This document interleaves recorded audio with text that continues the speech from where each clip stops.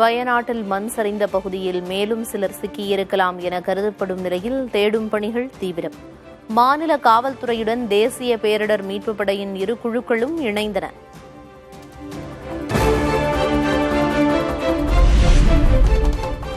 வயநாடு நிலச்சரிவுக்கு கனமழை காரணமல்ல, ஒப்பந்ததாரரின் அலட்சியமே காரணம் என முதல்வர் சதீசன் விளக்கம். அமைச்சர், ஆட்சியர் அறிவுறுத்தியும் மண்ணை அகற்ற ஒப்பந்ததாரர் நடவடிக்கை எடுக்கவில்லை என குற்றச்சாட்டு.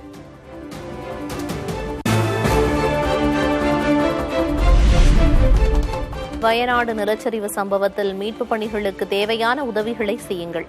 காங்கிரஸ் கட்சி தொண்டர்கள் நிர்வாகிகளுக்கு வயநாடு தொகுதி எம்பி பிரியங்கா காந்தி வேண்டுகோள்.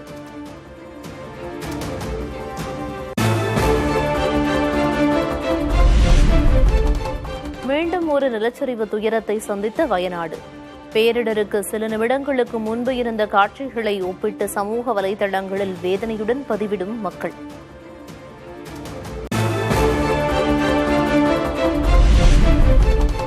கனமழை, நிலச்சரிவு ஏற்பட்ட சூழலில் வயநாட்டிற்கு சிவப்பு எச்சரிக்கை விடுப்பு. கல்வி நிறுவனங்களுக்கு புதன்கிழமை விடுமுறை அறிவிப்பு. சுற்றுலா தலங்களை மூட உத்தரவு.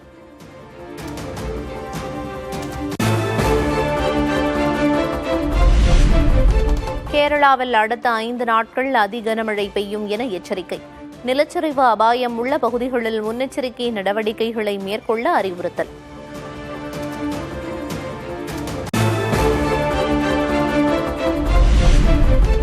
குஜராத் மாநிலத்தில் பல்வேறு பகுதிகளில் வெளுத்து வாங்கும் கனமழை.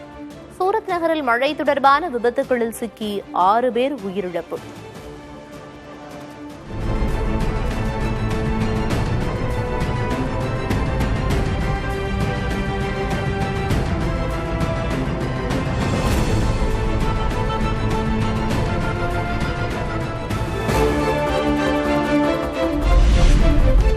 குஜராத் மாநிலம் சூரத்தில் வெள்ளம் சூழ்ந்த பள்ளிக்குள் சிக்கிய மாணவர்கள்.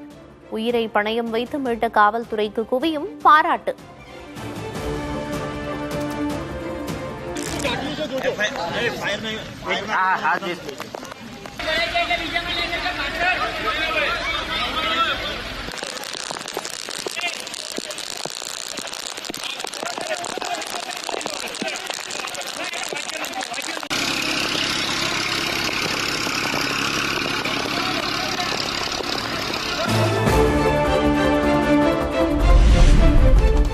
மகாராஷ்டிரா மாநிலத்தில் 1 வாரத்திற்கும் மேலாக நீடிக்கும் கனமழை.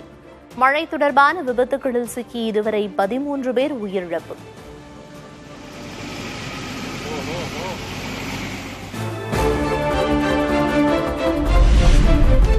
டெல்லி மற்றும் சுற்றுவட்டார பகுதிகளில் மீண்டும் மழை.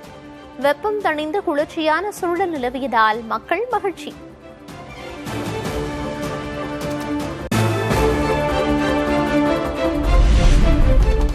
ஜம்மு காஷ்மீரின் தோஹா மாவட்டத்தில் மேக வெடிப்பால் கொட்டி தீர்த்த கனமழை. குடியிருப்பு பகுதிகளில் ஏற்பட்ட மண் சரிவால் பொதுமக்களின் இயல்பு வாழ்க்கை பாதிப்பு.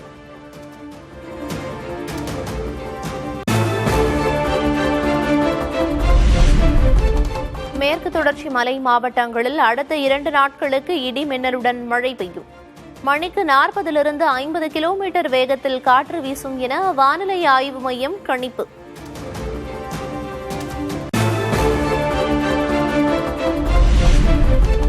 சென்னையில் அடுத்த 2 நாட்களுக்கு வெப்பநிலை உயரும் என வானிலை ஆய்வு மையம் கணிப்பு.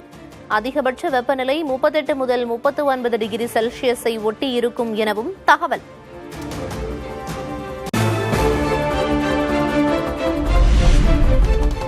தென் தமிழக கடலோர பகுதிகள், மன்னார் வளைகுடா மற்றும் குமரிக்கடல் பகுதிகளில் சூறாவளி வீசும். மீனவர்கள் அடுத்த 2 நாட்களுக்கு கடலுக்கு செல்ல வேண்டாம் என வானிலை ஆய்வு மையம் அறிவுறுத்தல்.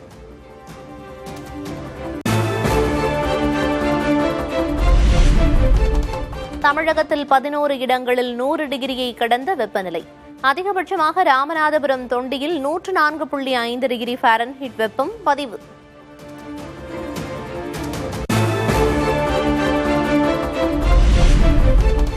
டாஸ்மாக் ஊழியர்களுக்கு 25 விழுக்காடு ஊதிய உயர்வு. ஊழியர்களுக்கு இனி இஎஸ்ஐ வசதியும் உண்டு என்றும் அமைச்சர் விக்னேஷ் அறிவிப்பு. டாஸ்மாக் ஊழியர்களுக்கு 25% ஊதிய உயர்வு வழங்கப்படணும் அப்படின்னு சொல்லியிருக்கிறாரு. மருத்துவ செலவுகள் இருக்கு, எங்களுக்கு அதுக்கு இந்த அரசுகள் வேணும்னு சொல்லி ஒரு 20 வருஷமான கோரிக்கையை மாண்புமிகு முதலமைச்சர் அவர்கள் கனிவோட திருப்பி பரிசீலித்து அந்த இஎஸ்ஐயும் இனிமேல் அப்ரூவ் பண்ணணும் அந்த ஊழியர்களுக்குன்னு சொல்லியிருக்கிறாங்க.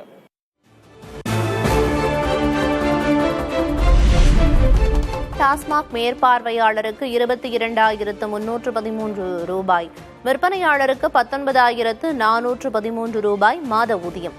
3,500 முதல் 5,000 ரூபாய் வரை ஊதியத்தை உயர்த்தியது தாவேக அரசு. விற்பனையாளர்களுக்கு 15,530 ரூபாயிலிருந்து 19,413 ரூபாயாக ஊதியத்தை உயர்த்தப்படுகிறது. சூப்பர்வைசர்களுக்கு 17,850 22,313 ரூபாயாக ஊதியங்கள் உயர்த்தி வழங்கப்படுகிறது.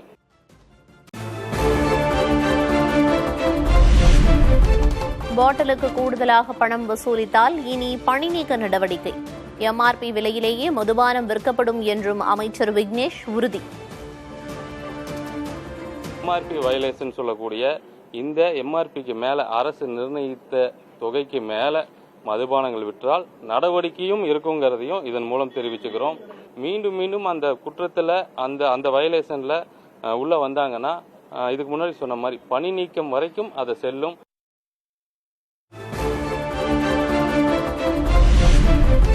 தமிழகத்தில் 1000 கோடி ரூபாய் முதலீட்டில் ஹிட்டாச்சி எனர்ஜி நிறுவனம் விரிவாக்க திட்டம். முதல்வர் விஜய் முன்னிலையில் ஒப்பந்தம் கையெழுத்தானது.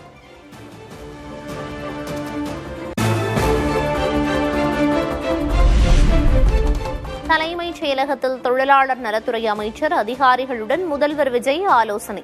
தொழிற்சாலை பணியாளர்களின் பாதுகாப்பு உள்ளிட்டவை தொடர்பாக ஆய்வு.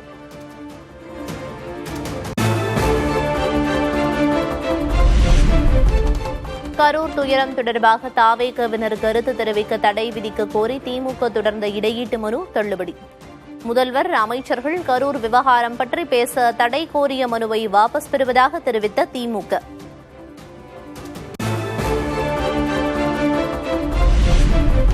கரூர் விவகாரத்தை பற்றி பேச முதல்வர் அமைச்சர்களுக்கு எப்படி தடை விதிக்க முடியும் என நீதிமன்றம் கேள்வி. தாவேக குற்றச்சாட்டு முன்வைத்தால் பதிலுக்கு திமுக தரப்பும் பேசிக் கொள்ளுங்கள் என நீதிபதிகள் விமர்சனம்.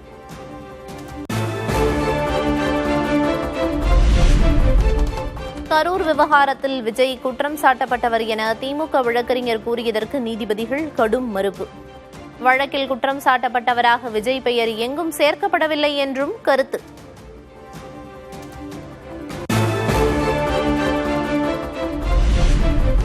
நீதிமன்றத்தை அரசியல் மேடையாக மாற்ற முயற்சிக்க வேண்டாம் என உச்சநீதிமன்ற நீதிபதிகள் காட்டம். சண்டைகளை நீதிமன்றத்துக்கு வெளியே வைத்துக் கொள்ளுங்கள் என்றும் உச்சநீதிமன்றம் திட்டவட்டம்.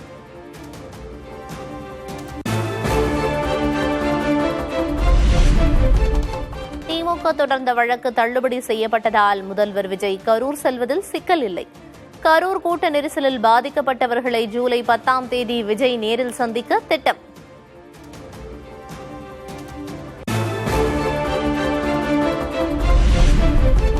முதல்வர் விஜய் கரூர் செல்லும் நிலையில் மக்கள் சந்திப்பு கூட்டத்துக்கு ஏற்பாடுகள் மும்முரம். கூட்டம் நடைபெறவுள்ள பகுதியில் ஏடிஜிபி அன்பு உள்ளிட்ட காவல் அதிகாரிகள் ஆய்வு.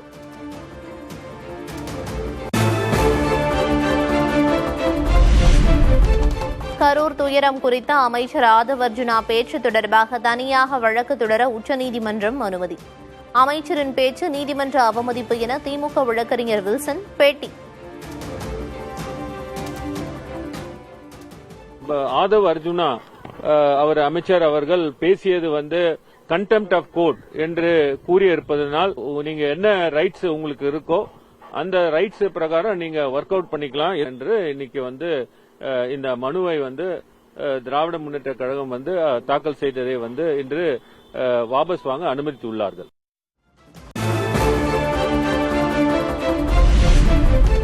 கரூர் துயர வழக்கு தொடர்பாக சிபிஐயிடம் திமுக அமைப்புச் செயலர் RS பாரதி புகார்.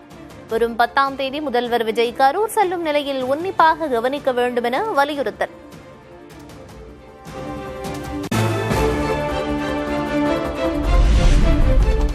முன்ஜாமீன் கோரி சென்னை உயர்நீதிமன்றத்தில் செந்தில் பாலாஜி மனு தாக்கல். தன்னிடம் பேரம் பேசப்பட்டதாக ஊத்தங்கரை தாவேக எம்எல்ஏ இளையராஜா கொடுத்த புகாரில் வழக்கு பதிவு செய்யப்பட்டுள்ள நிலையில் மனு.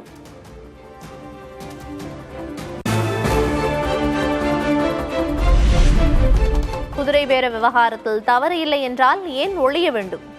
செந்தில் பாலாஜிக்கு அமைச்சர் நிர்மல்குமார் கேள்வி. சம்பந்தப்பட்ட ஆட்கள் பிடிபட்டிருக்காங்க. சம்மன் அளிக்கப்பட்டால் ஆஜராகி பதில் சொல்வதில் என்ன பிரச்சனை இருக்கு? இதற்கு எதுக்கு நீங்கள் சம்மனுக்கு ஆஜராகாமல் ஓடி ஒழிய வேண்டும்? அப்ப நீங்க அந்த குற்றத்தில் உங்களுடைய ஈடுபாடுகள் எந்த அளவுக்கு இருக்குன்றதை நீங்க புரிஞ்சுக்கணும். தாவேக எம்எல்ஏவிடம் 50 கோடி ரூபாய்க்கு பேரம் பேசப்பட்டதா? திமுக எம்எல்ஏ அனிதா ராதாகிருஷ்ணன் மறுப்பு. 50 கோடி ரூபாய் நீங்க டிமாண்ட் பண்ணதாவும் சொல்றாரு. 50 கோடி எனக்கு ஒரு 50 கோடி வாங்கிட்டாங்க. தாவேக்காக பேர்லாங்களா? 50 கோடி 50 கோடி வாங்கிட்டாங்களா பாப்போம். 50 கோடினா எவ்வளவு இருக்குன்னு தெரியுமா? அப்ப முற்றிலும் தவறு. அவங்க தவறான தகவல் தவறான தவறு.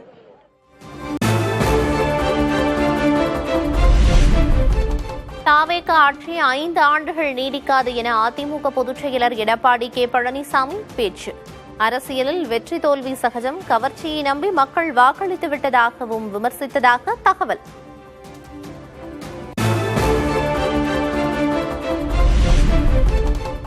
கட்சியில் விசுவாசமாக இருப்போருக்கே உள்ளாட்சித் தேர்தலில் சீர்தர பரிந்துரைக்குமாறு கே பழனிசாமி அறிவுறுத்தல்.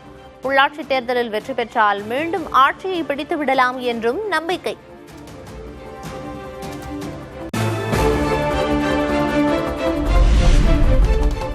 டிடிவி தினகரனும் சசிகலாவும் மீண்டும் அதிமுகவில் இணைய வாய்ப்புள்ளதாக கேசி கருப்பணன் பேட்டி. தாவேகவுக்கு சென்ற சில முன்னாள் அமைச்சர்கள் மீண்டும் வருவார்கள் என்றும் நம்பிக்கை.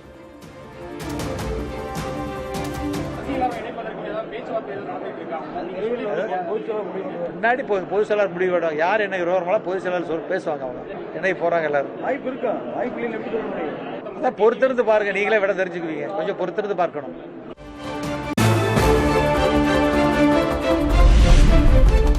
தாவேக தலைமையில் இன்னும் கூட்டணி உருவாகவில்லை என திருமாவளவன் கருத்து. அமைச்சரவையில் இடம்பெற்றதால் கூட்டணி என்று பொருளில்லை என்றும் பேட்டி. அமைச்சரவையில் சேர்ந்தவுடனே இன்னொரு கூட்டணியில் சேர்ந்துட்டோன்னு அதுக்கு பொருள் இல்லை. அமைச்சரவையில் இடம்பெற்றாலும் கூட நாங்கள் தாவேகா கூட்டணியில் இணைந்து விட்டோம் என்று சொல்லுவதற்கு அதிகாரபூர்வமான எந்த நிகழ்வும் நடைபெறவில்லை. இன்னும் தாவேகா தலைமையில் ஒரு கூட்டணி அமையவில்லை என்றுதான் பொருள்.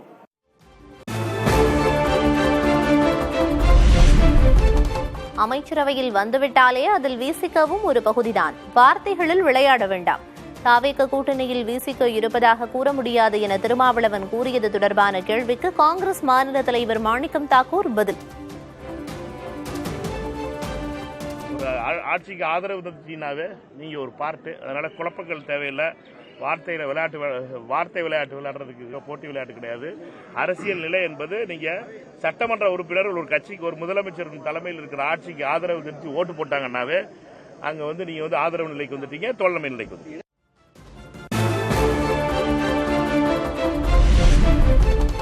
ஆடு திருடி சிறை சென்றோருக்கு அரசு வழக்கறிஞர் பதவியா?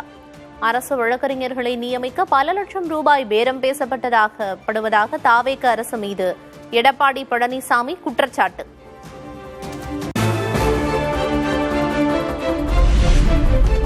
நியாயமான முறையில் அரசு வழக்கறிஞர்கள் நியமனம் நடைபெற்று வருவதாக அமைச்சர் நிர்மல்குமார் விளக்கம். நேற்று மாலை முதல் அரசாணை வெளியிடப்பட்டு வருவதாகவும் அமைச்சர் பதில். நிறைய இடத்துல தவறான வழக்கறிஞர்கள் நியமிக்கப்பட்டதாகவும் இல்ல இந்த மாதிரி பணம் பெற்றுக்கொண்டு நியமிக்கப்பட்ட இந்த மாதிரி தவறான தகவல்கள் பரப்பப்பட்டு வருது. அது அந்த தகவல் முற்றிலும் உண்மை இல்லை. ஒரு விஷயம் நம்ம கிளியரா சொல்லிக்கிறோம். அரசு வழக்கறிஞர் நியமனம் 100% நேர்மையாக நியாயமாக நடைபெற்று வருது.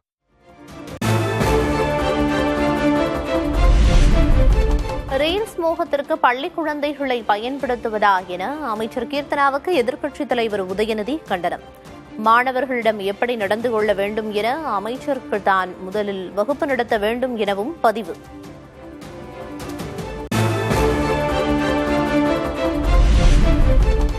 அம்மோனியா கசிந்த ஆலைக்கு ஆய்வுக்கு செல்லாத தொழில்துறை அமைச்சர் கீர்த்தனா என நாம் தமிழர் கட்சியின் ஒருங்கிணைப்பாளர் சீமான் விமர்சனம்.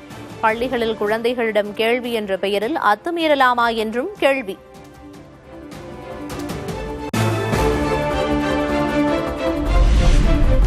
அடிப்படை வசதிகள், போதிய ஆசிரியர்கள் இல்லாமல் அரசு பள்ளிகள் அவல நிலையில் இருந்த போது திமுக அரசு என்ன செய்தது என அமைச்சர் கீர்த்தனா கேள்வி.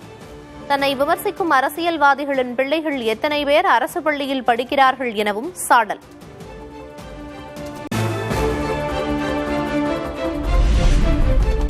தேவையின்றி ஆய்வு செய்யக்கூடாது என முதல்வர் விஜய் அறிவுறுத்தியுள்ளதாக அமைச்சர் நிர்மல்குமார் பேட்டி. தவறு செய்த தாவேகவினர் மீது நடவடிக்கை எடுக்கப்பட்டிருப்பதாகவும் விளக்கம்.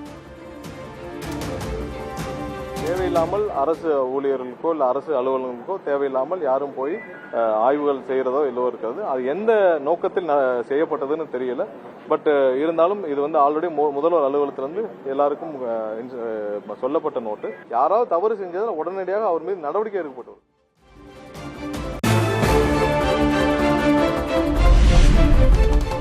பாஜக RSS அமைப்புக்கு எதிரான அரசியலை திசை திருப்ப திமுக முயற்சிப்பதாக அமைச்சர் வன்னியரசு குற்றச்சாட்டு. திமுகவினருக்கு தக்க பதிலடி கொடுப்போம் என ஆவேசம். ஆனால் இப்பொழுது மிகுந்த அவதூறுகளை பரப்புவது என்பது ஆற்றாமையின் வெளிப்பாடாகத்தான் நான் பார்க்க முடிகின்றது. ஆக அந்த நிலைப்பாட்டை அவர்கள் மேற்கொள்வார்களானால், தொடர்ந்து மேற்கொள்வார்களானால் தகுந்த பதிலடியை விடுதலை சிறுத்தைகள் கொடுப்போம் என்பதை மட்டும் திமுகவுக்கு நாம் சொல்லிக்கொள்ள கடமைப்பட்டிருக்கின்றோம்.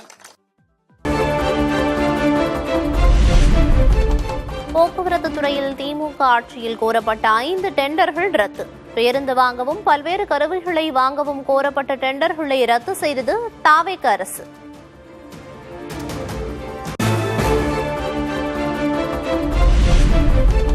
ஆகஸ்ட் 17ஆம் தேதி முதல் ஆன்லைன் முறையில் பத்திரப்பதிவு. அமைச்சர் லோகேஷ் தமிழ்ச்செல்வன் அறிவிப்பு.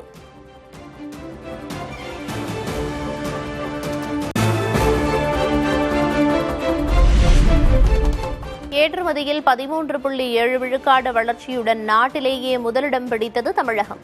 கடந்த நிதியாண்டில் தமிழகத்தின் ஏற்றுமதி 5.63 லட்சம் கோடி ரூபாயாக உயர்வு.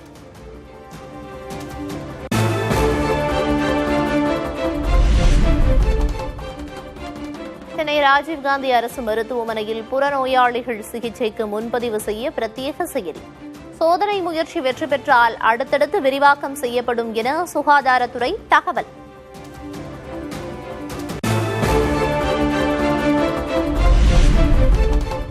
தேர்தல் வாக்குறுதிப்படி பயிர்க்கடனை முழுமையாக தள்ளுபடி செய்ய வலியுறுத்தி சென்னையில் விவசாயிகள் ஆர்ப்பாட்டம். புதுப்பேட்டையில் 1000க்கும் அதிகமானோர் பேரணியாக சென்று கோரிக்கையை வலியுறுத்தினர்.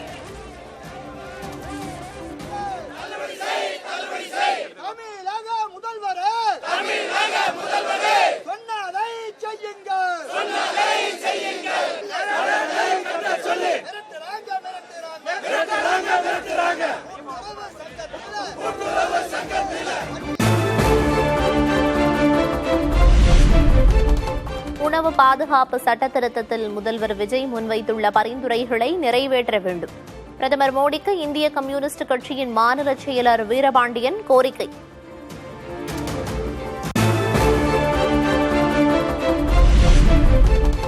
தமிழகத்தில் 650 மருத்துவ கல்வியிடங்கள் மாநில ஒதுக்கீட்டிலிருந்து விலகிய விவகாரத்தில் முறைகேடு. தாவேக அரசு உரிய விசாரணை நடத்த வி த லீடர்ஸ் அமைப்பின் நிறுவனர் அண்ணாமலை வலியுறுத்தல்.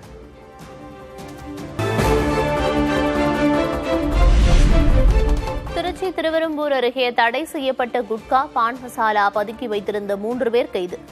100 கிலோ குட்கா பான் மசாலாவை பறிமுதல் செய்த காவல்துறை.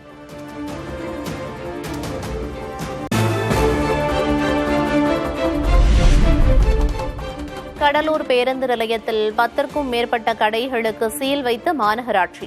பல மாதங்களாக வாடகை பாக்கி தராததால் அதிகாரிகள் நடவடிக்கை.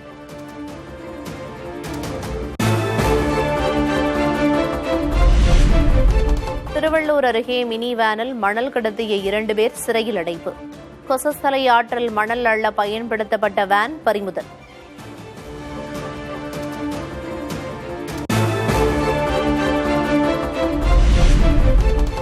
பழனியில் அரசு பேருந்தை ஜப்தி செய்து நீதிமன்ற ஊழியர்கள். 46 லட்சம் ரூபாய் விபத்து இழப்பீடு தொகை வழங்காததால் நீதிமன்ற உத்தரவுப்படி நடவடிக்கை.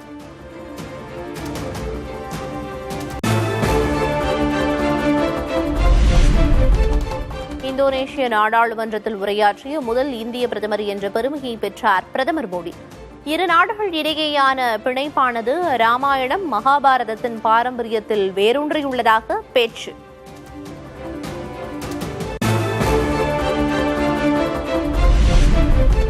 இந்தியாவிடமிருந்து பிரம்மோஸ், அஸ்த்ரா உள்ளிட்ட ஏவுகணைகளை வாங்கும் இந்தோனேஷியா. இரு நாட்டு பிரதமர்கள் முன்னிலையில் பல்வேறு ஒப்பந்தங்கள் கையெழுத்து.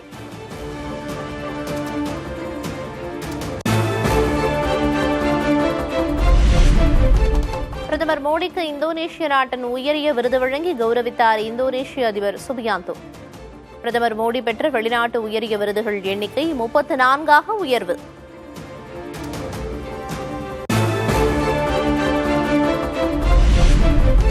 பிரதமர் நரேந்திர மோடியின் பணிகளை உன்னிப்பாக கவனித்து வருவதாக இந்தோனேஷிய அதிபர் பிரபாவோ சுபியாந்தோ கருத்து.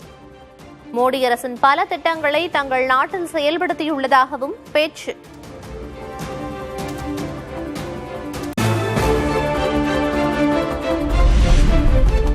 ராமர் கோயில் காணிக்கை திருட்டு விவகாரத்தை மூடி மறைக்க பாஜகவும் RSSம் திட்டம் என காங்கிரஸ் குற்றச்சாட்டு. விவரங்களை பொதுவெளியில் வெளியிட்டு பிரதமர் மோடி விளக்கமளிக்க ஜெய்ராம் ரமேஷ் வலியுறுத்தல்.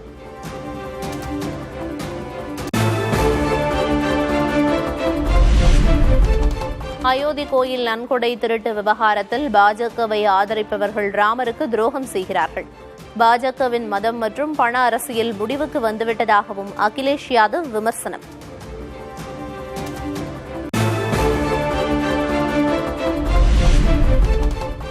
விழுக்காடு எத்தனால் கலந்த பெட்ரோலால் வாகன பழுது ஏற்படாது, மைலேஜ் குறையாது என எழுத்துப்பூர்வ உறுதிமொழி தருக.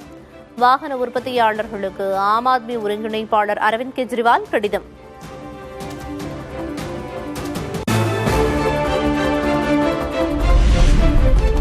கரப்பான்பூச்சி ஜனதா கட்சியின் எக்ஸ்தள கணக்கு முடக்க உத்தரவை வாபஸ் பெற டெல்லி உயர்நீதிமன்றம் உத்தரவு.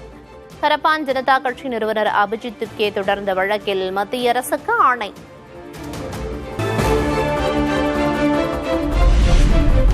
கியூபாவில் 6 மாதங்களுக்கு பிறகு மின்வெட்டு பிரச்சினைக்கு தீர்வு.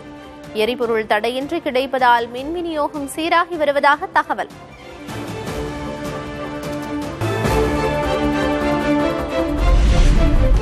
சீனாவில் கனமழை தொடர்பான பாதிப்புகளால் 20 பேர் உயிரிழப்பு. மண் சரிவில் சிக்கி 331 பேர் காயமடைந்த நிலையில் பலரது கதி என்ன என தெரியவில்லை.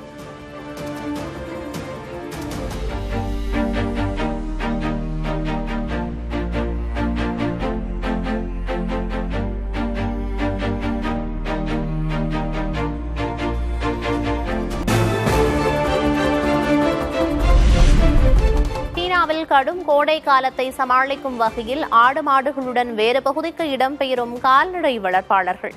ஆண்டுதோறும் கோடை காலத்தில் நடைபெறும் வழக்கமான இடப்பெயர்வு.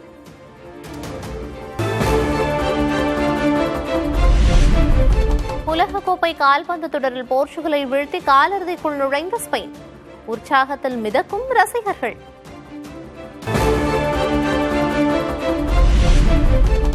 ரொனால்டோவின் உலகக்கோப்பை கனவை தகர்த்த ஸ்பெயின். கண்ணீருடன் மைதானத்தை விட்டு வெளியேறியதால் ரசிகர்கள் சோகம்.